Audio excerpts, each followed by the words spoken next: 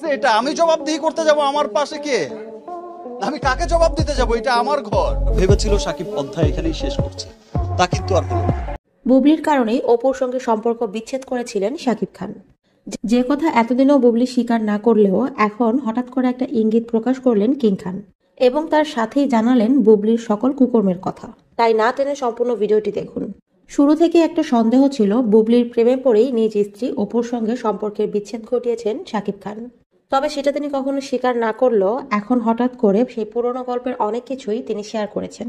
শাকিব খান বলেন, স্ত্রী এবং সন্তান থাকা সত্ত্বেও কারণ ছাড়া কেউ দ্বিতীয় বিয়ে করেন না।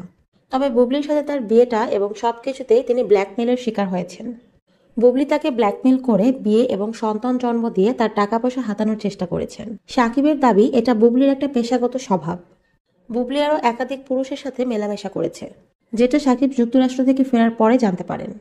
তবে শুরু থেকেই বুবলিকে কখনো শাকিব খান স্ত্রীর অধিকার দেননি। কিন্তু ব্ল্যাকমেল করে সন্তান জন্ম দিলেও তো সেটা সাকিবেরই রক্ত, যে কারণে সন্তানের স্বার্থে এতদিনেও তিনি মুখ খোলেননি। বুবলির সকল অপকর্মের সাক্ষী প্রমাণ তার হাতেই রয়েছে। তাই এখন থেকে বুবলি যদি নিজেকে সাবধান না করেন তাহলে তিনি মুখ খুলতে বাধ্য হবেন। অন্যদিকে খবরের শিরোনামে উঠেছে সাকিব অপুর নাম। গুঞ্জন উঠেছে বুবলির কারণেই নাকি অপুকে ত্যাগ করেছেন শাকিব খান।